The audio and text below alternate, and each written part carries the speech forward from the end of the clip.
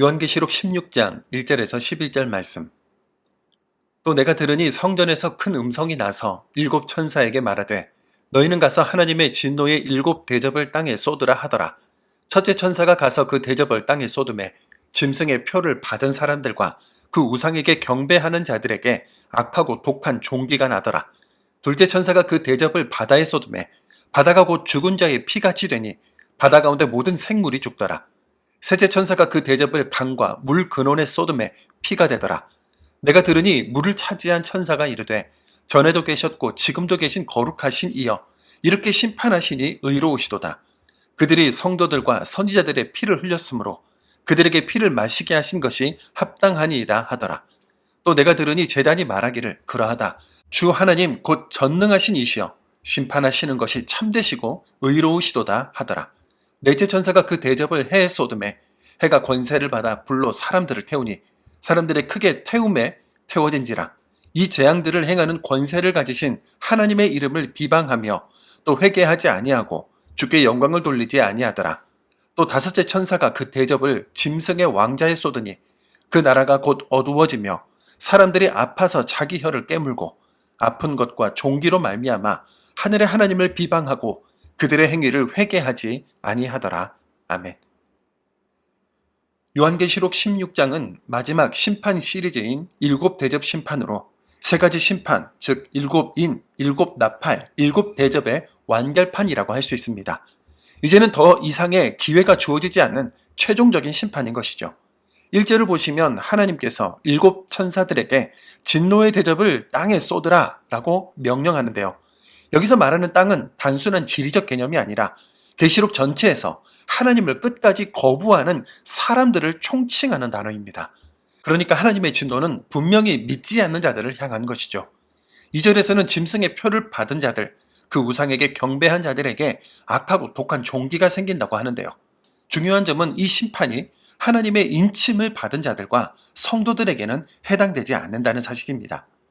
이것은 출애굽 당시 애굽에 임한 10가지 재앙이 생각나게 하는데요.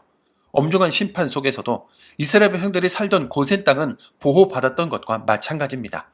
3절에서는 바다에 대접이 쏟아지는데 여기서 의문이 생깁니다. 잘못은 사람이 했는데 왜 바다가 심판을 받을까? 하지만 잘 생각해보면 바다와 강은 우리가 살아가는 삶의 터전이지 않습니까?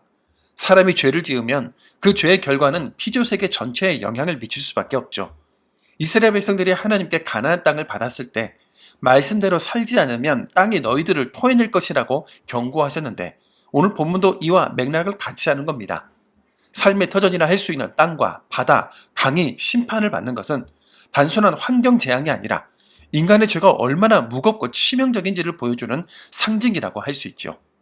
8절 9절에서는 해가 사람을 태우는 재앙이 나타납니다. 그런데 사람들은 이 재앙 속에서도 끝내 회개하지 않고 오히려 하나님의 이름을 비방하는데요.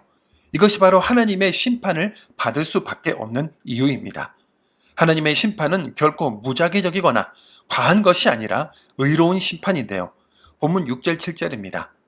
그들이 성도들과 선지자들의 피를 흘렸으므로 그들에게 피를 마시게 하신 것이 합당하니이다 하더라. 또 내가 들으니 제단이 말하기를 그러하다.